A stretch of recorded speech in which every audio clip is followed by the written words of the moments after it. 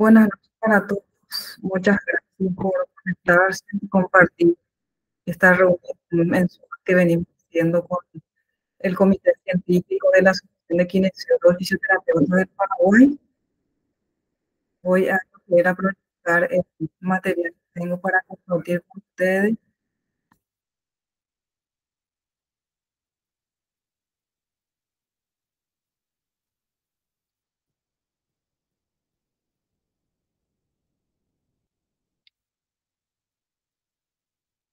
Me avisa si se logra ver bien.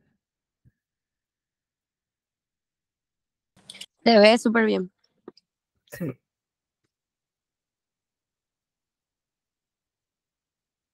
Ahí amplié la pantalla. No sé si se logra ver bien.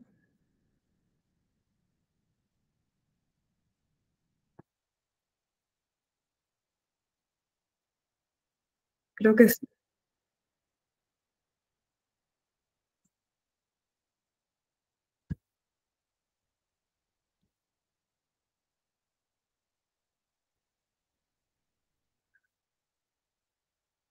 Genial. Y se logra ver una pantalla, ¿verdad? Amplia.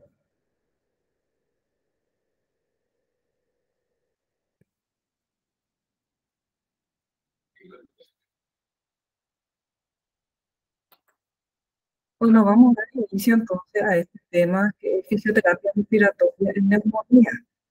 ¿Y qué dicen las evidencias? Vamos a hablar de las técnicas de fisioterapia respiratoria que se aplica en neumonía, quería en la comunidad específicamente, y también aquellas evidencias que encontramos de fisioterapia respiratoria en pacientes que se encuentran internados en cuidados críticos. Ahí voy corriendo de diapositiva, no sé si logra ver la segunda diapositiva.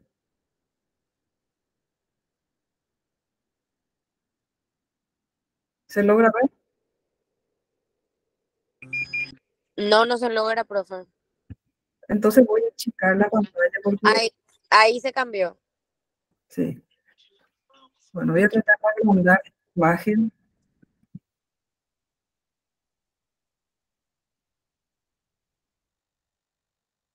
La idea hoy es hablar un poquito de neumonía, de fisioterapia respiratoria en sí, hablar de las evidencias científicas, cómo evidenciar eh, un abordaje terapéutico, un artículo, un tratamiento, o cómo, según la pirámide de evidencia científica, podemos dar mayor nivel de evidencia o de certeza ante un tratamiento que estamos aplicando. Y luego vamos a ver ya los artículos, de 3 artículos que quiero compartir con ustedes acerca de la fisioterapia respiratoria en neumonía. Para hablar de fisioterapia respiratoria en neumonía, es específicamente importante conocer acerca de esta enfermedad. Estamos hablando de una enfermedad parenquimatosa, es una enfermedad infecciosa aguda que afecta al parénquima pulmonar y esto también tiene repercusiones a nivel sistémico y se puede evidenciar a través de la clínica y la radiografía el impacto que genera en la función pulmonar. Entonces, a diferencia de otra enfermedad respiratoria, ahora vamos a ver, ¿verdad?, la terapéutica cinésica aplicada en una enfermedad del parénquima, una enfermedad infecciosa que genera una inflamación del parénquima pulmonar y es una enfermedad aguda. Estamos hablando de POC, quietasia, estamos hablando de tuberculosis pulmonar, específicamente la neumonía es en donde vamos a ir apuntando, ¿verdad?, la evidencia científica respecto a la fisioterapia. Cuando hablamos de neumonía, tenemos que saber que hay dos neumonías, la adquirida en la comunidad y la neumonía nosocomial o intrahospitalaria.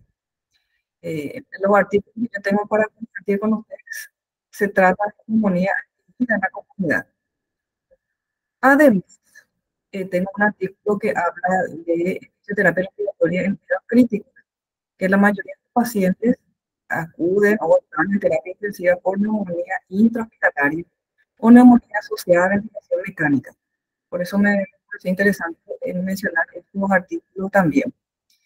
La neumonía adquirida en la comunidad neumonía, pero todos sabemos que es aquella enfermedad que afecta al parénquima pulmonar de forma aguda en aquellas personas que no han sido hospitalizadas en los últimos 7 días o previo a un ingreso o hospitalización menos de 48 horas. O sea que si yo me interno en el hospital por un cuadro que no tenga que ver con una infección respiratoria, pero estoy en esas 48 horas, puede ser que mi neumonía se expida en la comunidad. Pasado esas 48 horas y otros autores, como pueden ahí checar más para que se vea la referencia gráfica, manifiesta que después de las 72 horas de ingreso, ya hablamos de una neumonía intrahospitalaria o nosocomial, como otros autores lo mencionan, y la más frecuente es la asociada a ventilación mecánica, es la que más vemos en terapia intensiva, en internación también, después que salga el paciente de UTI. Destaco que es la neumonía nosocomial, que existen pautas preventivas cuando hablamos de neumonía intrahospitalaria, específicamente en la ventilación mecánica, que a través de la ionización orofaríngea. Y esa medida preventiva va a ser justamente reducir ese inocuo, para ese cuidado de la vía aérea alta para evitar justamente esa neumonía asociada a la ventilación mecánica. Y de esa forma, además de este cuidado de la vía respiratoria alta, la vía aérea artificial y otras técnicas preventivas más, también es importante cuidar esa contaminación cruzada que uno puede, bueno, durante el tratamiento dentro del hospital puede generar ese foco infeccioso diseminar. Entonces, para repasar un poquito estos tipos de neumonía y su concepto. Cuando tenemos una neumonía adquirida en la comunidad o una neumonía intrahospitalaria, a veces nuestro paciente se complica con otros cuadros más, ¿verdad? Muchas veces el paciente tiene después de estas complicaciones al hospital, ¿verdad? Ya sea un niño o un adulto, está con un cuadro respiratorio, está con fiebre, ¿no? Acude a medicina tradicional, o se automedica, y luego ya acude al hospital con estas complicaciones, ¿verdad? Y estas son muy frecuentes en aquellos pacientes que atendemos en internación. Y es la fístula broncopulmonar y derrame pulmónico, una de las más frecuentes en aquellas complicaciones de las neumonías, sea neumonía intrahospitalaria o adquirida en la comunidad. Hoy no vamos a hablar de las complicaciones del tratamiento clínico en esta explicación, que ya es la fístula broncopleural y los derrames neumónicos. Sería interesante buscar alguna referencia o hacer una investigación acerca de la fisioterapia en esta explicación. En esta ocasión no vamos a tocar, pero nuestra experiencia clínica generalmente envía a los pacientes ya con todas estas complicaciones, con un empiema pulmonar o ya con una neumonía necrotizante. ¿Por qué la neumonía es una de las causas de una mortalidad más alta? No solamente a nivel nacional, también a nivel internacional. Porque justamente una de las complicaciones es la bacteriemia, ¿verdad? Esa diseminación del germen cuyo foco principal es la respiratoria. Y ahí genera, ¿verdad?, esta respuesta inflamatoria sistémica. El paciente va a pasar a terapia intensiva, va a tener shock séptico y va a tener ya complicación cardiovascular, favorece la arritmia, a los eventos químicos cardíacos, insuficiencia cardíaca y muerte súbita. Para ver un poquito esa complicación de una, entre comillas, simple neumonía. ¿Por qué esa neumonía puede ser la causa de mortalidad tan alta? Porque es un componente sistémico que si no se controla, ese germen, si no se controla, se puede generar complicación sistémica. Para ver un poquito aquellos gérmenes, aquellas bacterias o virus que generan neumonía, vemos ahí las causas más frecuentes. Ahí voy a admitirle a algunas personas ingresantes. Entonces, las neumonías adquiridas en la comunidad, generalmente pacientes sanos, para que no están en contacto con otros pacientes en un ambiente hospitalario, el poco más frecuente es la bacteriana cuando hablamos del adulto. En el niño es más frecuente el origen viral, pero en el adulto es la bacteriana. También puede haber, más todavía está en época de influenza, de, del COVID, ¿verdad? Que es un virus que también puede generar neumonía. Para citar nada más, una de las bacterias que puede afectar a la lata, o sea que se encuentra la bacteria en la comunidad, el Streptococcus pneumoniae, o plasma, Staphylococcus aureus, ¿verdad? Son una de las más conocidas de nuestro servicio cuando vamos a atender a nuestros pacientes. Y las comunidades de origen viral también están presentes, ¿verdad? Como es el origen, ¿verdad? De influenza, rinovirus, el virus para influenza, el virus respiratorio es frecuente en niños, también hay el coronavirus adenovirus. O sea que es importante identificar el germen porque el estadio, la función de una enfermedad va a depender del origen. Si el origen bacteriano se manifiesta clínicamente y evoluciona un poco diferente al origen viral. Pero cuando hablamos de origen bacteriano, el primer tratamiento que se aplica, bueno, está identificado, es el antibiótico. Y si hablamos de origen viral, que muchas veces no se aplica antibiótico a no ser que también exista una combinación mixta que tenga también componente bacteriano. Pero si hablamos de origen viral, todos sabemos que el antibiótico no es el tratamiento de elección. Y bueno, y tiene un comportamiento diferente. Incluso en la clínica es diferente y las imágenes radiográficas también son diferentes. Entonces, para ir viendo estos fenómenos. Si tenemos una unidad intrahospitalaria incluida en el hospital, el Pseudomonas aeruginosa, Staphylococcus aureus, Klebsiella pneumoniae, Escherichia coli, esos son gérmenes intrahospitalarios que tienen sus consecuencias, sus complicaciones y su comportamiento más agudo, más drástico, diríamos, a nuestros pacientes. Y desde la seguridad siempre les da un poco de temor a estos gérmenes a la hora de cuidar específico en estos casos, en estos gérmenes. También puede haber patógenos oportunistas, es decir, aquellos que por su vulnerabilidad, por su baja defensa, estos gérmenes convierten en patógenos y afectan a los pacientes.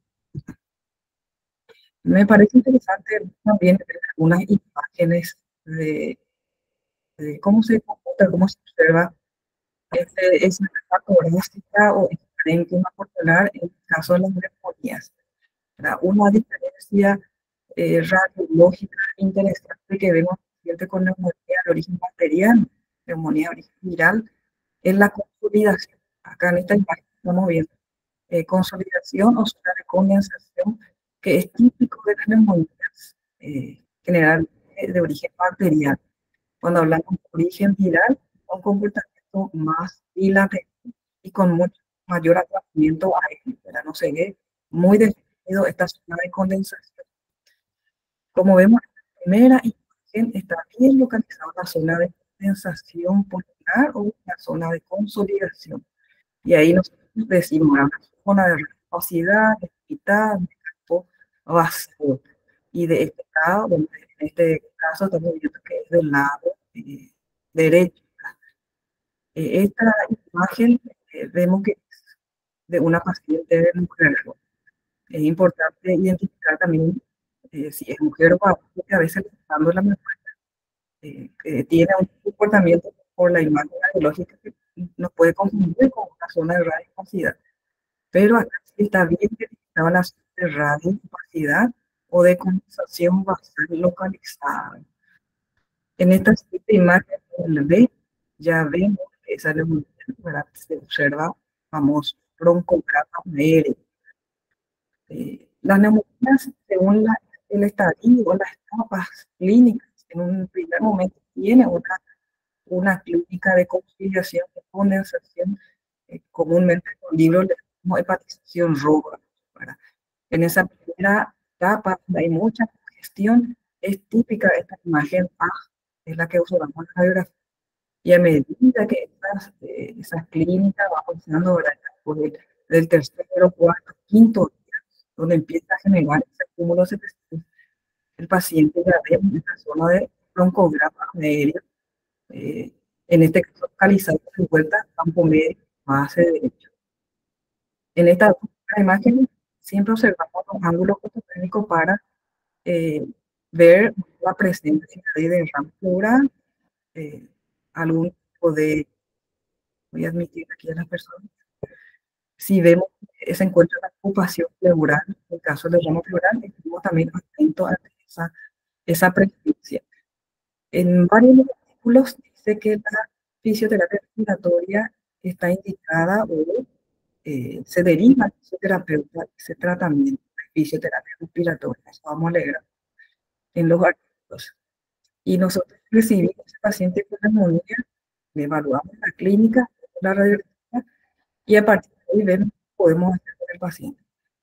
Hoy, después de ver esta parte clínica, vamos a leer vamos a reflexionar juntos para hacer la evidencia científica. ¿Qué dice la evidencia respecto a el tratamiento kinésico? ¿Resulta o no resulta? ¿Le estamos perjudicando al paciente o le estamos perjudicando al paciente? Entonces estamos acá en las imágenes radiográficas. Y en neumonía de tipo multipolar, que está en la imagen C, ya vemos cómo está comprometido, en este caso, casi todo el campo pulmonar izquierdo de este paciente. Bueno, y tenemos también el derecho, esa zona de opacidad. Entonces, para ver imágenes es interesante analizar y luego uno dice, ¿qué voy a hacer? Ventilar la base, voy a ayudar con técnica de higiene bronquial, voy a hacer reclutamiento pulmonar. No mira imágenes, lo primero que quiero hacer es reclutar el alveolo, abrir, expandir, mejorar la mecánica, pero de vuelta, por eso empezamos con la definición. Es una inflamación que afecta al parénquima pulmonar, no es una infección bronquial como bronquitis crónica, etc. O bronquitis, estamos hablando de una enfermedad parenquimatosa aguda. Y la imagen abajo ya vemos, fíjense, en el D se ve que hay una zona radiofacial lineal, justito aquí en la zona media, en el lóbulo realmente medio, vemos zona de radiofacial que nos llama la atención, ¿verdad? Sí, generalmente un médico pide, solicita placa trilateral, y tenemos la oportunidad de tener una linda imagen como esta, ahí sí se localiza esa zona de densidad localizada, ¿vale? Neumonía lobar, que compromete totalmente el campo pulmonar medio. Entonces, vemos acá unas imágenes muy ilustrativas respecto al comportamiento del parénquima pulmonar en el caso de la neumonía. Hasta acá estamos viendo la clínica y la conformación dependiendo de estadio de la enfermedad de la neumonía. Bueno, ya empezando a tocar el tema de la fisioterapia respiratoria. Generalmente, para hablar de fisioterapia respiratoria, primero tenemos que conocer la enfermedad, luego ver qué vamos a aplicar, qué técnica, qué tratamiento vamos a aplicar. Recordar que la fisioterapia respiratoria es una parte de la función respiratoria. Bueno, a veces los fisioterapeutas decimos que la fisioterapia respiratoria es exclusivo del fisioterapeuta y la fisioterapia respiratoria es un conjunto de disciplinas terapéuticas que se aplican a un paciente que tenga una patología respiratoria. Y dentro de esa rehabilitación respiratoria está la fisioterapia respiratoria, que esa es única disciplina del fisioterapeuta. Eso como el repaso general. Ahora, no son fisioterapia respiratoria y fisioterapia respiratoria.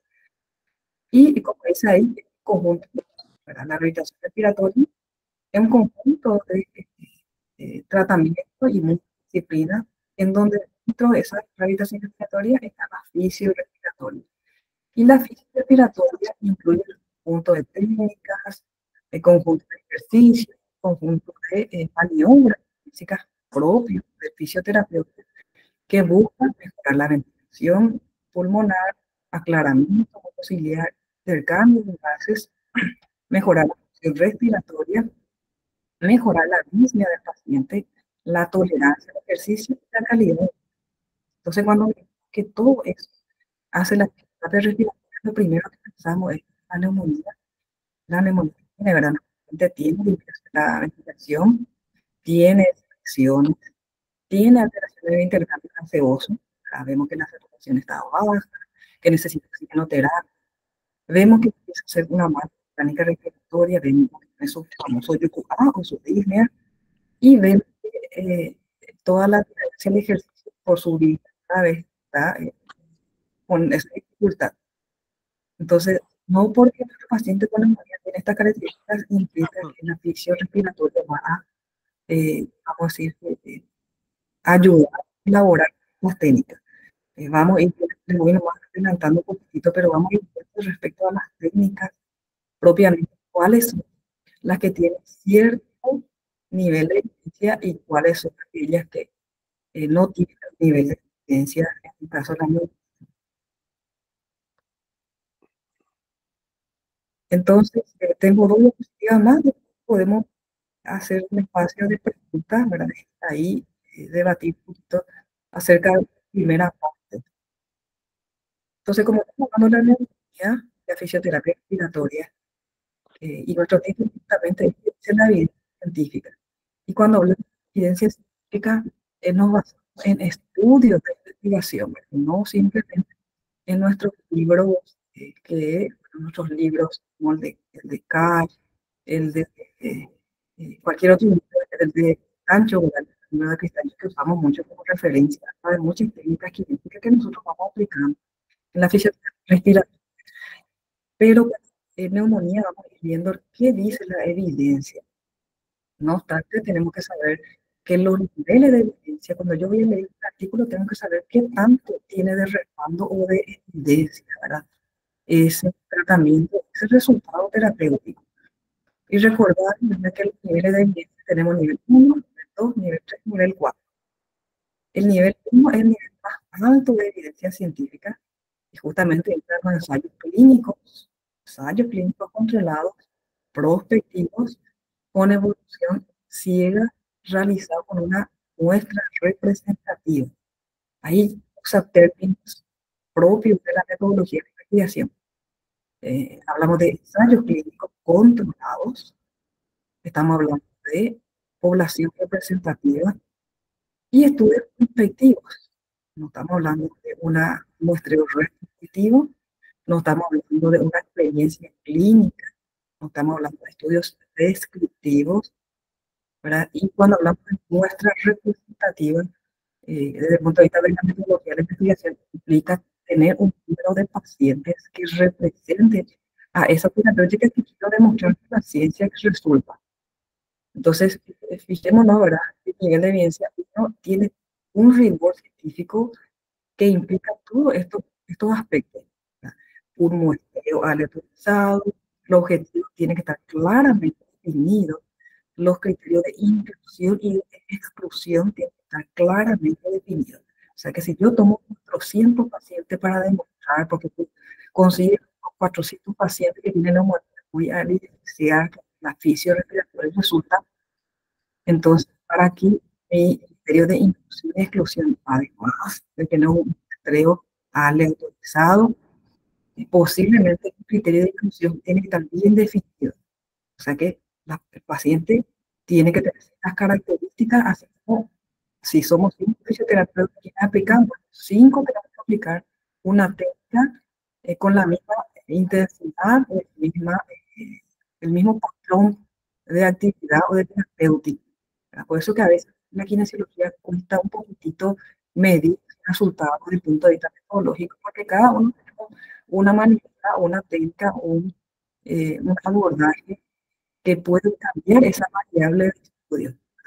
Entonces, el nivel implica eso, implica un adecuado control de seguimiento de ese tratamiento que estoy aplicando también. O sea, que el nivel 1 tiene un rigor científico con alta eficiencia, que al hablar de nivel 1, bueno, estamos hablando de cumplimiento de todos estos parámetros. Cuando hablamos del nivel 2, ya hablamos de estudios de cohorte, estudios prospectivos también, para ensayos clínicos controlados, prospectivos. Es un nivel en que está en segundo lugar, ¿verdad? Después el nivel 1 como nivel alto, vamos a decir, de evidencia científica, y a medida que va pasando el nivel 3, nivel 4, vamos va a bajar ese nivel de evidencia científica en cuanto a un trabajo de investigación a estudios científicos. Fijémonos que en el nivel 4, acá en el 4 que es bajo, ¿verdad? Son estudios no controlados, serie de casos o casos aislados o incluso opinión de expertos. Es decir, los casos que yo tomo, por ejemplo, eh, vamos a poner que justo me toca cubrir sala de terapia intensiva y estoy tomando una serie de casos de neumonía intrahospitalaria y no tengo un número de muestreo que va a representar a esa población. Mi variable de estudio no pude, como decir, medir o tener criterios de inclusión específicos, posiblemente quedaría en el nivel 4 de evidencia científica. También la evidencia científica, cuando yo leo un artículo, puedo encontrar que manifiesta el grado A, B, C. ¿Verdad? El grado A, B, C, ¿verdad? O el que dicen, bueno, también representa estos niveles que dijimos, 1, 2, 3 y 4. Para ver entonces cómo el nivel de evidencia científica va a depender de todo ese rigor científico que uno tiene a la hora de demostrar a la ciencia si resulta o no el tratamiento que uno aplica. Esta es una pirámide, ¿verdad? Que es conocida por todos desde el área de la investigación. Nos suelen presentar esta pirámide, demuestra justamente la evidencia científica donde la base tiene menor evidencia y la cúspide de nuestra pirámide tiene mayor grado de evidencia. Y vamos a mirar primero esta imagen, esta pirámide, en donde a base tenemos las investigaciones in vitro, ¿verdad? Investigaciones con animales. Estos son estudios preclínicos, ¿verdad? Aún se aplican a los humanos, primero in vitro y luego en animales, y luego en esta pirámide vemos que está la opinión de los expertos, están las cartas editoriales que solemos también leer en los artículos. Después están los informes de casos, estudios transversales, casos y controles, estudios de cohorte, estudios aleatorios, controlados aleatorios. Y en la cúspide, en la cima, el mayor nivel de evidencia científica tiene son los estudios de revisión sistemática o meta-análisis. Meta-análisis o revisión sistemática. Y son esos estudios los que ahora vamos a compartir. ¿Verdad? ¿Qué dice esa revisión sistemática o metaanálisis respecto a la fisioterapia respiratoria en neumonía? Esta otra pirámide es la misma representación, sino que vemos acá abajo la opinión de los expertos, reporte de casos, estudios observacionales, fases experimentales, y bueno, una vez que uno recoge todo esos experimentales, sus estudios autorizados, ahí puede ser una revisión sistemática de metaanálisis. Entonces nos estamos ahí que nos sirva de vuelta la de la revisión sistemática de metaanálisis como el mayor grado de evidencia científica. Hasta aquí, no sé si hay alguna preguntita o algún comentario.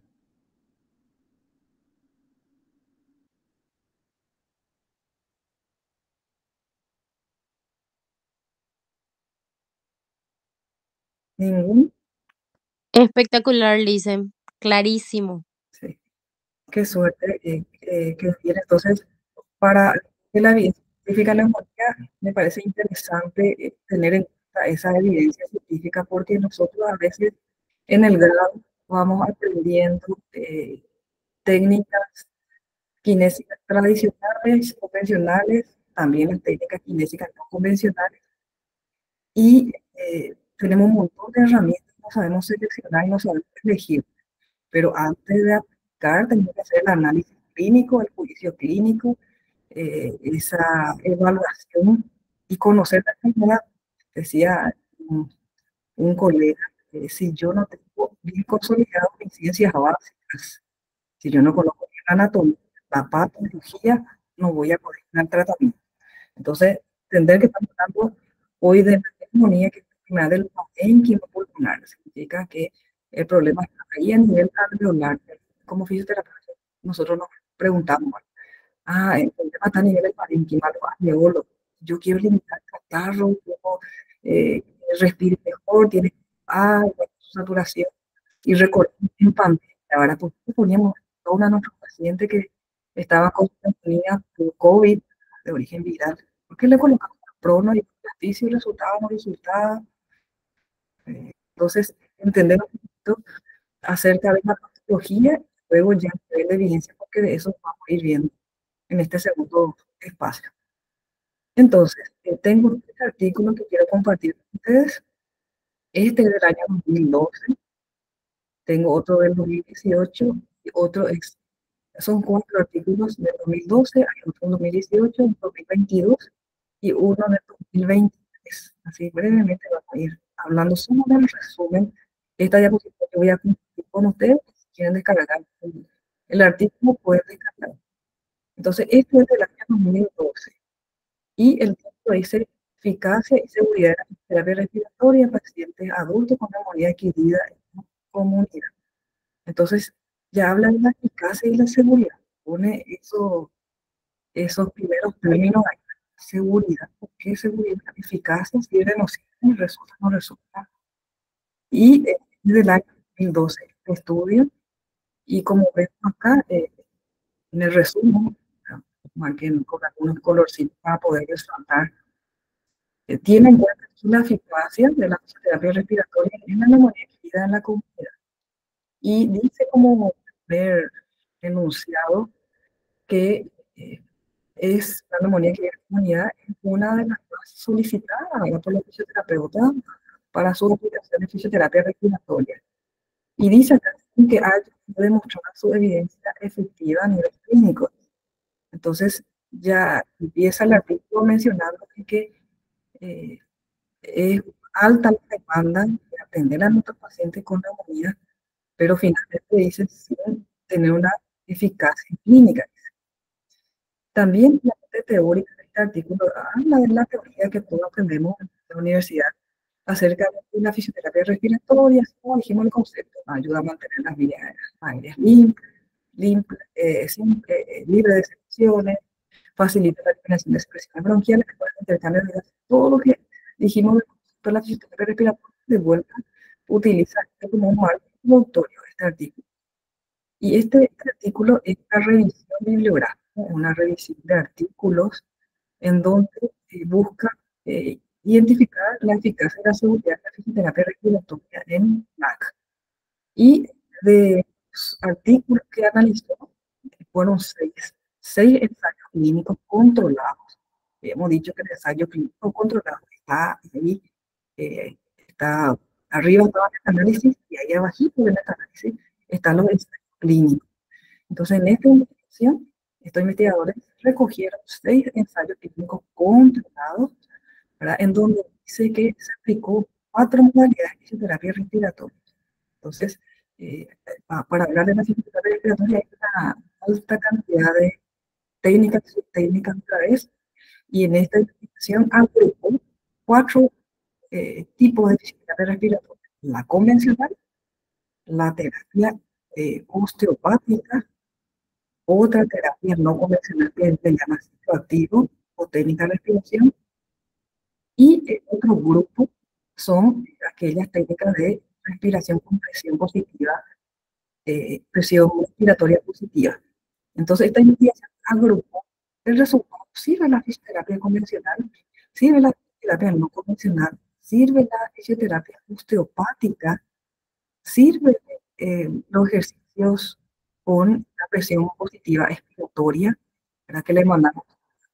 Recordemos que en la pandemia le pedíamos a los pacientes que soplen la misma botellita. Ese es uno es sencillito que solemos hacer en aquellos pacientes de casos incluso que no tienen dispositivo para hacer ejercicio con la presión expiratoria. Entonces, en esta investigación se tomó 6 ensayos clínicos y de esos 6 se agrupó el resultado de las técnicas convencionales y las técnicas, ¿verdad?, de manipulación osteopática, que incluye, yo les invito a leer acerca de las técnicas, me pareció muy interesante, ¿verdad? Cómo esta técnica osteopática también puede favorecer, ¿verdad? Hablo así entre comillas favorecer, porque después vamos a sacar nuestra conclusión si ayuda o no ayuda, sirve o no sirve. en términos así, gruesos. Entonces me parece interesante esta manipulación osteopática que incluye, dice, inhibición paraespinal, elevación costal y diafragmática miofacial. Y luego los demás, yo creo que son técnicas que generalmente aplicamos, ya que aprendemos en el grado, en la universidad. Todas las técnicas convencionales y con el PEP, ¿verdad? Que es la presión positiva expiratoria, que es otra que las que usamos. Monique dice, de este recito dice, ninguna de estas técnicas ha logrado reducir de forma significativa la mortalidad hospitalaria o ha modificado la tasa de curación. Entonces, vuelvo a repetir, ninguna de estas técnicas ha logrado reducir de forma significativa, usa un término desde la metodología de investigación significativamente importante, tiene un valor estadístico desde la metodología de investigación. Cuando leemos la palabra significativo, no es un término común, implica todo un tamaño de muestreo, serie de selección de tipos variables, etc. Entonces dice la investigación que ninguna de estas técnicas logró reducir de manera significativa la mortalidad de los pacientes, tampoco la curación, y dice algunos estudios sugieren que la manipulación osteopática y la respiración con presión positiva puede afectar la estancia hospitalaria, la estadía hospitalaria. Además, dice, la respiración con presión positiva puede reducir la duración de la fiebre y la manipulación osteopática puede acortar el uso de los antibióticos, ¿verdad? Y no se ha reportado eventos adversos serios, porque recuerden que el título decía seguridad y también se reportó, cuando lean el artículo completo van a encontrar que algunas de las maneras kinésicas técnicas sí generó un efecto adverso. Y en resumen, que dice en resumen este artículo, la evidencia disponible es limitada. Sugiere que la fisioterapia respiratoria no debería ser recomendada como un tratamiento adyuvante de rutina en pacientes adultos con neumonía adquirida en la comunidad, no aplicada. Entonces, en este artículo, como dijimos, fueron 6 ensayos clínicos, todas estas técnicas se agruparon y finalmente dice que limitada esa información se puede ser contundente a la hora de, si bien lo que está en color negrita, ¿verdad? Yo les mencioné esos parámetros que mejoran desde el punto de vista de la evidencia científica, no se puede llegar a esa conclusión de que resulta en neumonía no aplicadas. Hace rato leímos, ¿verdad?, cuáles son las complicaciones de la neumonía. A veces nosotros por oficio nos llaman cuando las papas quemaron, hizo su fístula broncopleural, su derrame paraneumónico, hizo su paquipleurita, pero a veces nos llaman en esa situación. Este estudio fue un paciente con neumonías no complicadas. Entonces, paso al siguiente artículo. Este artículo es un artículo de revisión. Un artículo de revisión bibliográfica es del año 2018. Del año 2018. Voy a meter aquí. Entonces, este es el año 2018 y habla de la terapia respiratoria en de cuidados críticos. A mí me parece interesante hablar de este artículo, si bien no es específico para mí, habla de que ya es útil. Cuando nosotros, como dijimos, cuando llaman a nosotros oficio, cuando ese paciente ya se complicó por su neumonía, se fue complejizando el paciente, la neumonía se complicó. Entonces, en este artículo, simplemente te invito a leer, porque de cada una de las técnicas te dice sus pros y sus contras. Este artículo también me llamó la atención. El contenido es muy interesante. Este artículo es de la revista de Fisioterapia Intensiva. Los autores son enfermeros. Y bueno, le voy a leer un poquitito ahí la introducción, porque dice, los pacientes ingresados en terapia intensiva son susceptibles a complicaciones pulmonares, ¿verdad? Y la principal intervención para prevenirlas y tratarlas es la fisioterapia respiratoria, práctica habitual en el día a día para enfermería, por lo que veo, este es un estudio español. En España, ¿verdad? Los enfermeros aplican la terapia respiratoria, ¿verdad? Porque es una referencia bibliográfica de España y menciona, para leer el artículo, incluso y fijamos la OMS le da de dónde recopila información, ¿verdad? Extrajo la información. Este artículo, además de PubMed, es una base de datos que tiene nivel de ciencia científica importante, a través del visor parecido. También otra base de datos que es SINAC. Esta es una página de información de área de enfermería. También se extrajo de Cochrane, que es otra base de datos interesante, ¿verdad? De información que tiene un nivel de impacto o de evidencia científica importante. Entonces, estamos hablando de una revisión de fisioterapia respiratoria en unidades de cuidados intensivos, en donde se utilizó esta base de datos y se tuvo en cuenta los últimos 15 años. Fueron 81 artículos que se encontraron acerca de la fisioterapia respiratoria y los artículos son de 2016. Y en cuanto a los resultados que dice, pero antes de pasar a resultados, lástima no puedo proyectar mi PPT para pasar por fragmentos, pero les voy a mencionar primero cómo se hago esta investigación. Así aprovechar un poquito ese contenido teórico. Esta investigación el resultado de la fisios en dos grupos. La fisioterapia respiratoria en pacientes que están respirando espontáneamente, que no están conectados a ventilación mecánica, y otro grupo de pacientes que sí están conectados a ventilación mecánica. Entonces, esta investigación tuvo en cuenta un grupo de pacientes que están conectados a una ventilación mecánica invasiva y pacientes que no están conectados a ventilación mecánica. Aquellos pacientes que estuvieron con respiración espontánea, no estuvieron conectados a ventilación mecánica, las técnicas de fisioterapia que se aplicó fueron ejercicios de expansión pulmonar, la tos, la nodizaidokinésica, la tos, la vibración, la percusión, drenaje postural, inspirometría incentivada, dispositivo oscilatorio y no oscilatorio, y ventilación mecánica no invasiva. Esas fueron las técnicas que se aplicó en el grupo número 1. En el siguiente grupo de pacientes se aplicó la técnica, en estos pacientes que ya estaban ventilados, la técnica de hiperinsuflación, aspiración de secreciones, de postural, percusión, vibración, compresión. Entonces, esas fueron las técnicas que se aplicó en ese grupo. ¿Y qué dicen los resultados?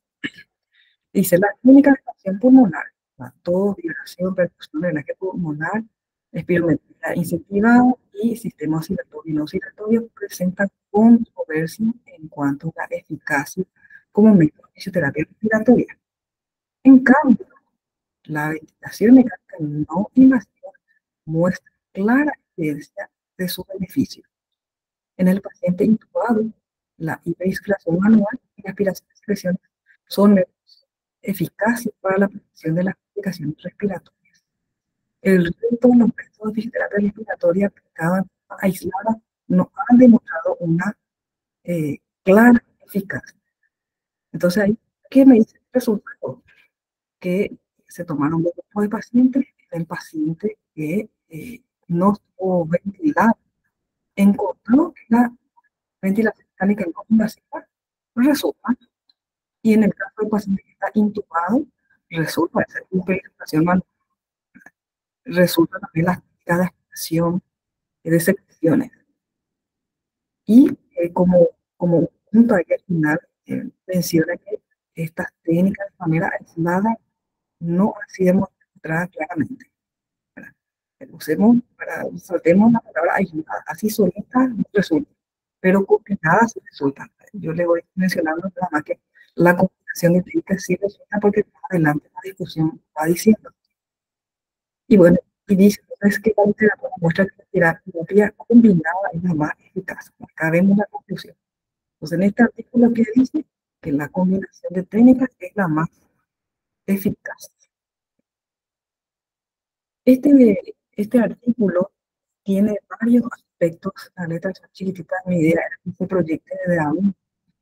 Yo no sé si voy a ver si puedo proyectar completo y así,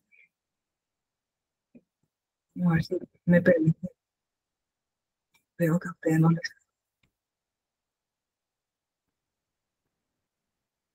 Voy a hacer un ratito y quiero hacer con ustedes la discusión de este artículo.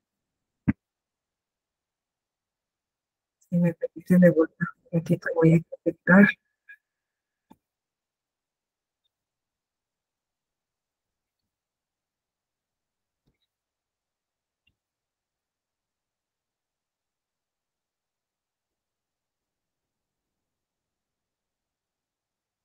Bueno, entonces, la idea es que salga por cada párrafo, digamos, pero no se puede.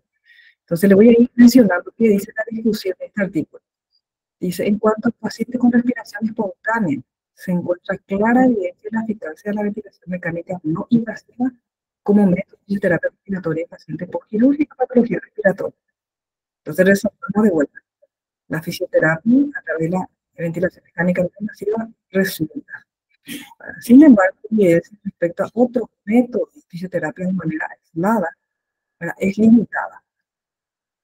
¿Qué pasa respecto a estos incentivadores de espirométricos o de inspiración, ¿verdad?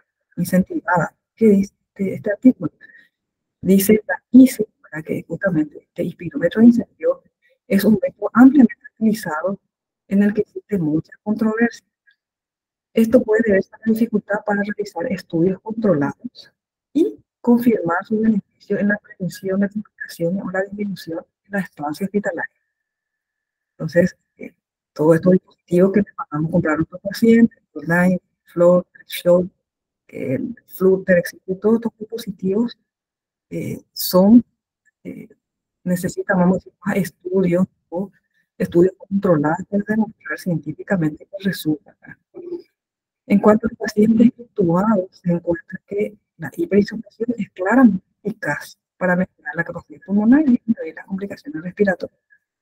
Entonces, después de repetir que la hiperinsuflación, ya sea con nuestra bolsa de agua, si están intubados, la programación que hacemos en los respiradores, es sí un resultado se puede demostrar científicamente, así como las aplicaciones y secciones de este artículo.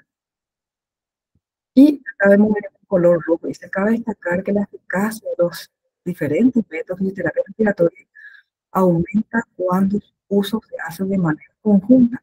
De vuelta nos dice que de manera aislada no podemos, hay que ir sumando técnicas para demostrar estos resultados. Voy a ir pasando al siguiente.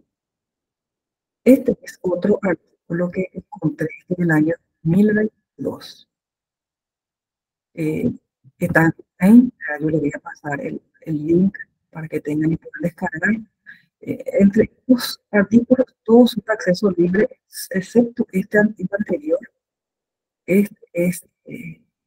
No es de acceso libre, pero usted puede descargar a través de la página SCI, la famosa página a partir del link que pueden extraer. Ustedes utilizan ese link y incrustan o pegan ahí en esta página y sí pueden descargar de manera gratuita este artículo. El demás está libre, este también está de acceso libre. En este artículo habla de la fisioterapia torácica y un paciente con neumonía. De vuelta, aterrizamos a lo que es neumonía. Y busca justamente conocer la eficacia y la seguridad del 2022, en donde de vuelta menciona que no hay una evidencia fiable a la hora de hablar de la fisioterapia respiratoria en neumonía. Antes de pasar al resumen, voy a mencionar un poco del artículo de revisión. Este artículo de revisión tuvo en cuenta 540 participantes.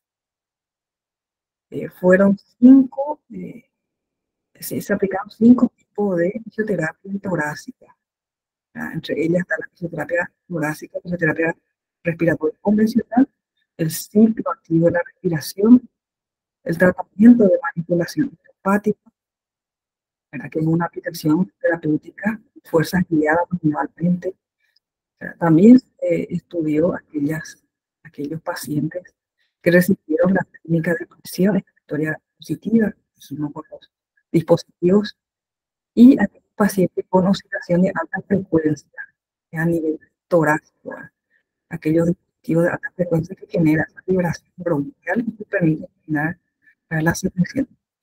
Esa es la característica de este estudio. Este estudio es uno de carga que está, también resumo, es muy didáctico para entender y analizar cada una de estas técnicas y explica, ¿verdad?, cuál es el resultado respecto a la mortalidad, respecto a la tasa de curación, respecto a la estancia hospitalaria.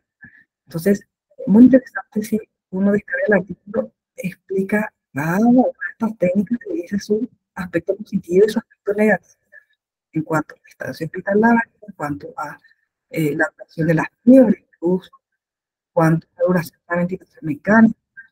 Entonces, al descargar un artículo, uno puede ir viendo, analizando las estas técnicas que vamos aplicando a nuestros pacientes.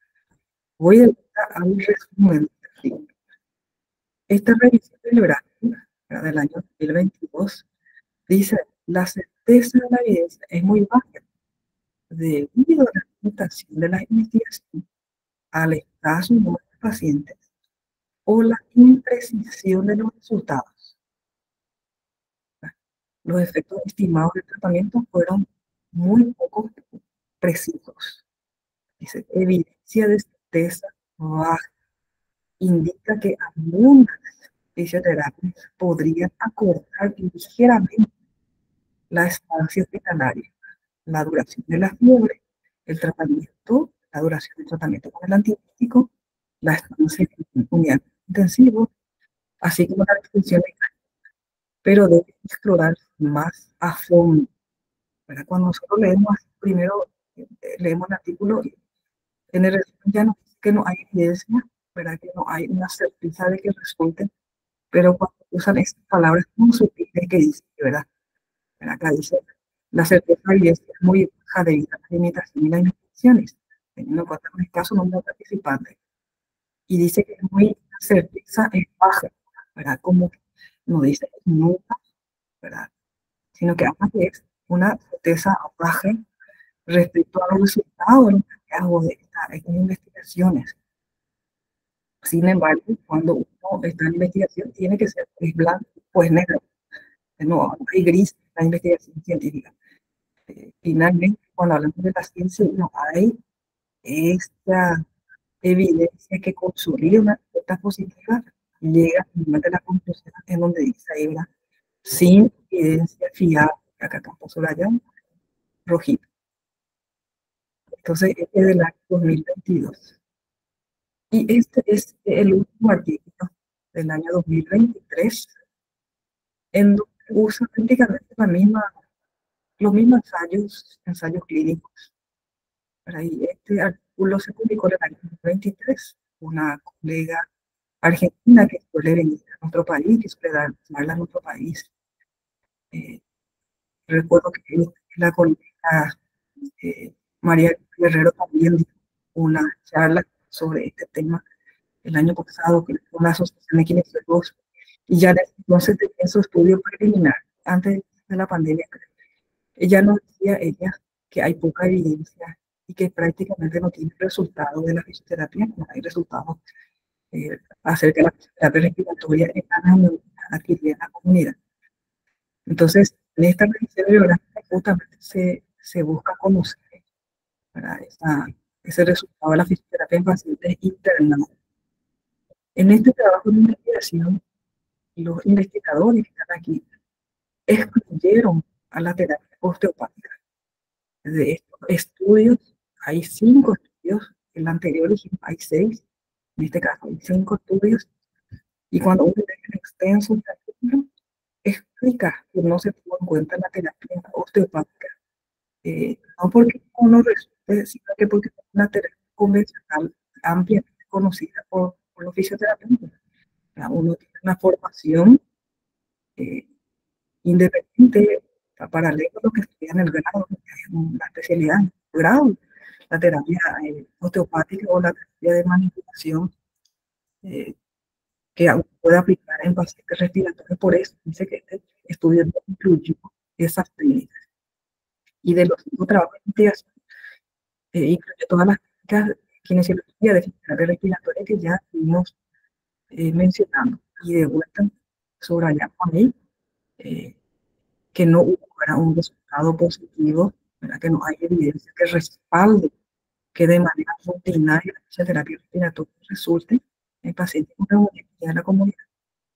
Y dice, consideramos que se requiere futuras investigaciones que permitan conocer el impacto de la fisioterapia respiratoria, así como establecer consensos respecto a la investigación, selección de maniobras, estandarización de técnicas y tiempos, así como su dosificación.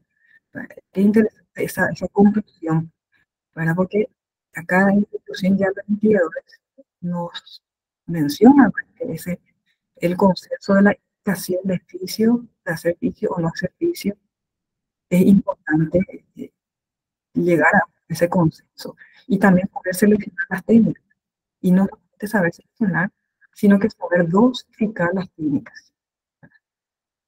Y en este estudio también, bueno, para ir cerrando, también estudió el costo que genera el hospitalario la fisioterapia respiratoria. Y ahí, para resumir un poquito, vemos en este cuadro que este trabajo de investigación es una revisión de 5 artículos. Fíjense que antiguo los años, el 2008, pero fue el último trabajo que entró en esta revisión, ¿no? Y luego, fíjense, 1997, un poco antiguo, ¿verdad?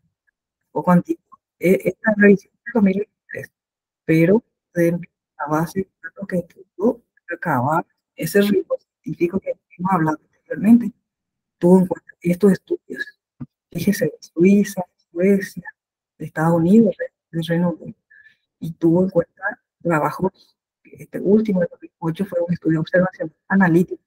El estudio de observación analítico eh, tiene un poquito menos rigor en comparación con un ensayo clínico aleatorizado. Entonces, este trabajo tuvo en cuenta los cinco trabajos de investigación. Y las técnicas, como mencioné, las técnicas que se aplicó en los trabajos de investigación, técnicas conocidas por nosotros. Y en este trabajo de investigación fueron 5 de los últimos 13 años. De vuelta voy a resaltar un poco los rojos. Dice acá, sería interesante preguntarse si la falta de evidencia significa falta de eficacia. Ahí para reflexionar nosotros, ¿será que la falta de evidencia es la falta de eficacia o la falta de metodología de los estudios? ¿Será que la metodología, la investigación que estamos aplicando es pobre? ¿O por qué realmente la terapia no tiene beneficios de pacientes con NAC? Esa conclusión es de los autores de esta, no es una conclusión que voy a reflexionar con ustedes, es de estos investigadores. Entonces, estos investigadores se preguntan, ¿será que la falta de evidencia, la falta de eficacia, será que falta de evidencia eso? ¿O será que es de nuestra metodología para el momento de demostrarle a la ciencia acerca de ese estudio? Y finalmente, para aquellos que les gusta la inteligencia artificial, le invito a conocer Perplexity, que es un, una aplicación, bueno, gratuita, en donde uno puede buscar información también a Google Académico o se conecta también a PubMed, cualquier base de datos que tenga evidencia científica de alto impacto. Una de las eh, aplicaciones, ¿no?, de los software de inteligencia artificial que se puede utilizar el de Perplexity.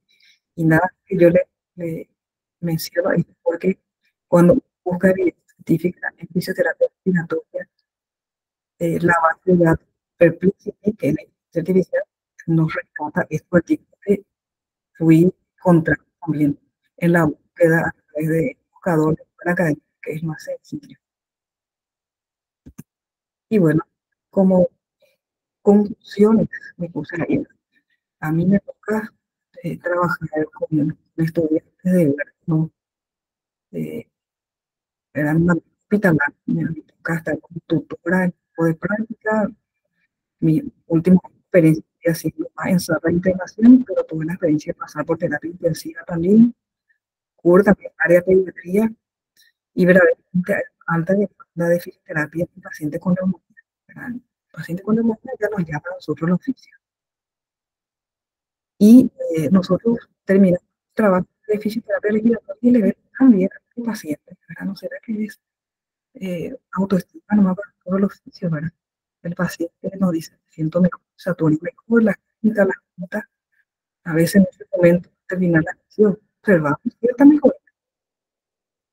Entonces, como una reflexión,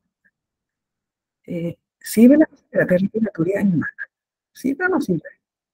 A través de estas revisiones vimos que no hay un resultado científicamente comprobado de que resulta. Es más, a leer nuestros estudios, van a encontrar incluso que son perjudiciales. Y el estudio del 2023 incluso habla de que genera más gasto al hospital, que genera más gasto al hospital.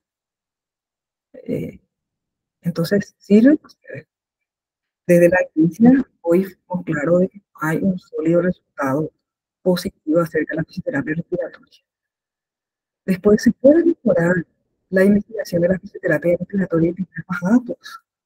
¿Será que cada uno de nosotros, con nuestra experiencia, hacemos una buena historia clínica, una buena evaluación, todos los test, tenemos los complementarios, compramos ecografía pulmonar, empezamos a recabar datos? ¿Será que vamos a poder hacer una, ¿cómo se dice?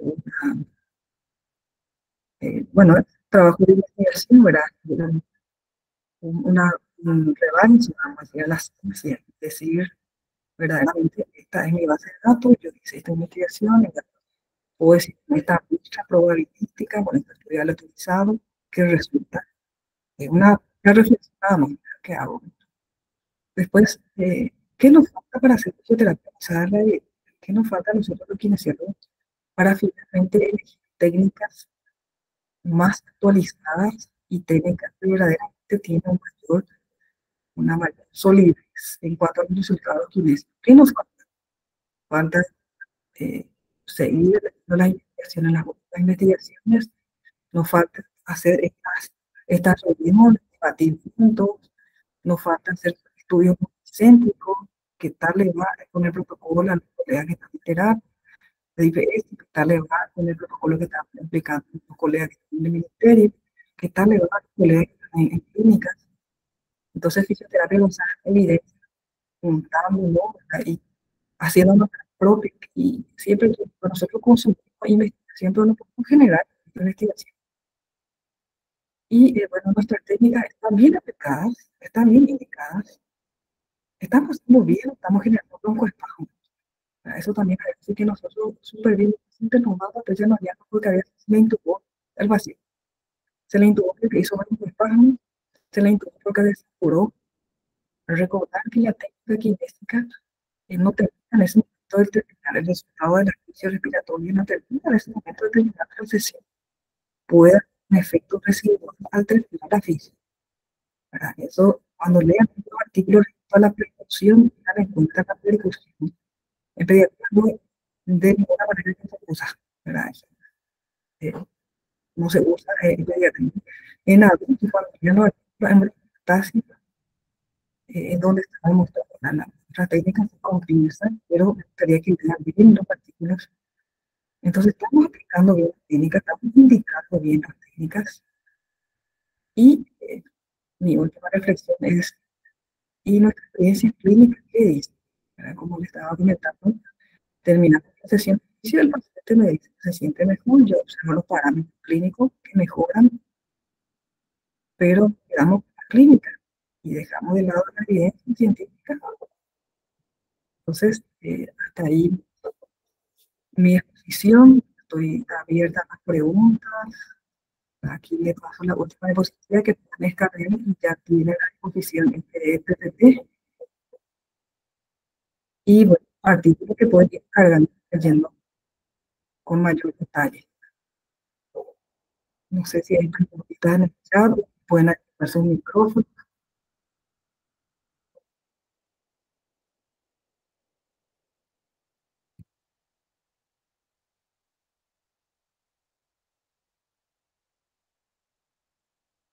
Ninguna preguntita. Voy a dejar compartir para poder mirar. Quiero jugar a la silla.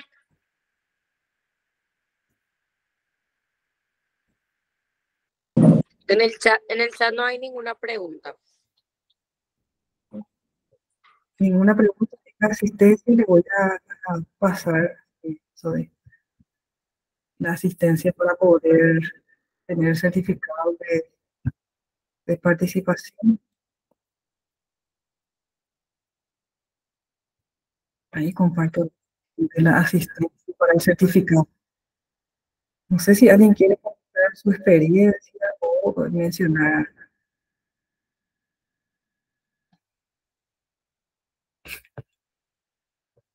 Sí, respecto a las científicas, veo que menciona, es importante conocer esos niveles de evidencia a la hora de leer artículos.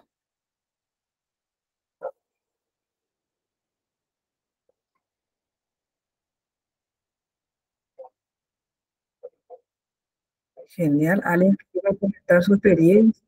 ¿Una maniobra auténtica kinésica?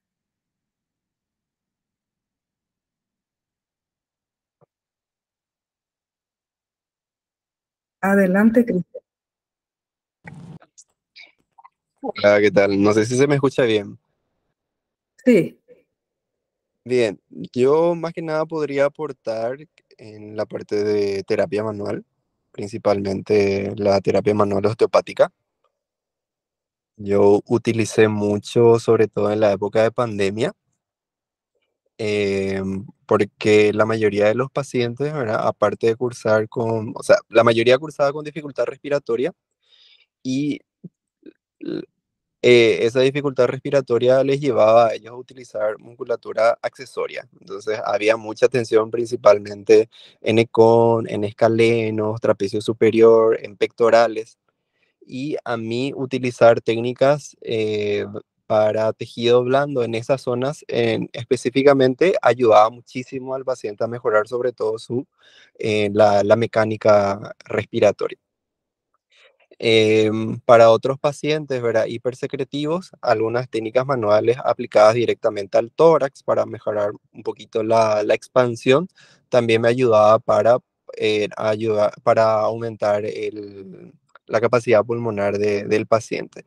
Hay veces que no tenemos dispositivos incentivadores o no tenemos AMU y demás, entonces, en las técnicas manuales e incluso con el trabajo activo del paciente, se logra mejorar bastante, ¿verdad? Nosotros al menos la forma rápida de poder verificar si nuestra terapéutica está funcionando o no, ¿verdad? Podemos ver la mecánica respiratoria del paciente, su saturación y la ocultación, ¿verdad? Que sería como la forma más rápida de verificar. Entonces tenemos nuestra impresión inicial de cómo está la mecánica, cómo está la saturación y cómo está la ocultación. Y a medida que nosotros vamos aplicando la técnica, después vamos viendo que eso realmente va mejorando. Y yo con todos mis pacientes, desde que empecé a aprender osteopatía, siempre aplico, o sea, siempre trabajo la parte, aplico terapia manual y le puedo decir que en la mayoría de los casos encuentro resultados, tanto en pacientes adultos como en pacientes pediátricos. Hay muchas veces que ni siquiera se utiliza técnicas para eliminar secreciones. Hay veces que con posicionar adecuadamente el paciente y aplicar algunas técnicas que mejoran un poquito la expansión torácica, ya ayuda a mejorar la mecánica, la saturación y la ocultación. Gracias, Cristian, por compartir. Yo no tengo experiencia con terapia osteopática y justamente después de leer estos artículos empecé a navegar en internet a buscar videos de técnicas manipulativas a nivel diafragmático Y generalmente son técnicas que vamos también trabajando con nuestros pacientes respecto a las expansiones torácicas, respecto a los estímulos diafragmáticos, pero no es lo mismo, no es la misma técnica que hacen los colegas que trabajan con osteopatía y con estas técnicas de terapia manual. Y Sí, me llamó la atención justamente estos artículos y me puse a preguntar cómo podemos medir, porque no es lo mismo la técnica que vos aplicás, que otro colega aplica, para demostrar finalmente que resulta, ¿verdad? sí, y depende mucho de las técnicas que vas a aplicar, porque hay técnicas, si vamos a dividir así de forma grande, hay técnicas que son así articulares, que se aplican de forma directa o indirecta sobre alguna estructura, ya sea a nivel vertebral o a nivel de costillas. Sobre todo en primera costilla es donde hay más técnicas que se aplican. Y hay otras técnicas que se aplican directamente a tejido muscular o tejido miofacial. Entonces depende mucho del tipo de técnica que se usa para poder medir. Yo particularmente, como trabajo con pacientes muy añosos, no utilizo tanto así técnicas articulares rápidas, que son las técnicas detrás, sino que utilizo más técnicas de movilidad, técnicas de bombeo y muchas técnicas de tejidos blandos, ¿verdad? Sobre todo en estructuras principales que son las que que se suelen utilizar mucho, ¿verdad? Como las musculaturas accesorias, que serían pectoral mayor, pectoral menor, ECOM y los escalenos. Genial. Gracias, Cristian, por compartir tu experiencia. El licenciado Cristian se dedica al área de fisioterapia respiratoria. Él tiene experiencia exclusivamente, específicamente con pacientes respiratorios y está formado también en terapia osteopática. Entonces, ese conjunto de aprendizajes que tiene desde el área de la fisioterapia convencional, lo convencional más la osteopatía, observa estos resultados, ¿verdad? Es genial juntar todas estas herramientas y aplicar a nuestros pacientes y bueno, esa es una de las experiencias que podemos compartir. Y bueno, muchas gracias por compartir y seguro vamos a tener un próximo taller. Hay que organizar un taller para ver un poco esas maniobras, esas técnicas. Y bueno, y finalmente el paciente va a salir beneficiado. Si hacemos ciencia de eso, fenomenal, pero por lo menos empecemos con la práctica clínica y ver resultados clínicos y bueno, y ayudar a nuestros pacientes. No sé si hay alguna otra preguntita o alguna experiencia que quieran mencionar.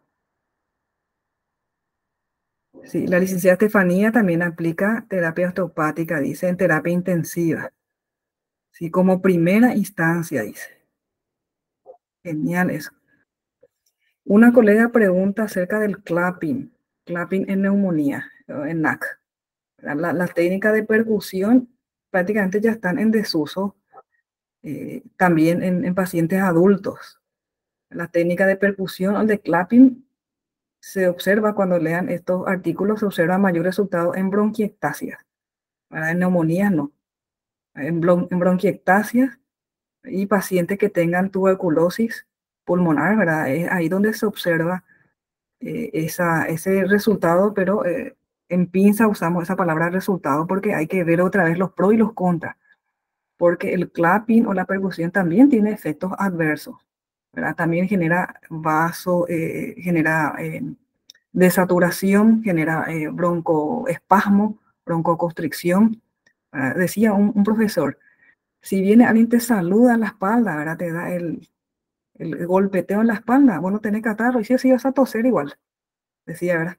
Si así vas a toser, palmotearle a algún amigo ahí que tenés cerca, un conocido, no tiene catarro, y va a empezar a toser, ¿verdad? Porque hay un efecto también de irritación bronquial que genera ese golpe, ¿verdad? Entonces, ojo con el clapping. Yo le invito a leer ese artículo respecto a las técnicas y su fundamentación y su indicación dependiendo de cada tratamiento. Hoy nuestro cierre final en neumonías, ¿verdad? Vimos que entre todas las técnicas que conocimos, la que tiene un poquito más, ¿verdad?, de evidencia, y usamos también así en pinzas la palabra evidencia porque ya decía en nuestra conclusión que no hay un sólido resultado científico, son estas terapias manipulativas o osteopáticas las que nos pueden dar ese resultado. Y en segundo plano, las técnicas de expiración positiva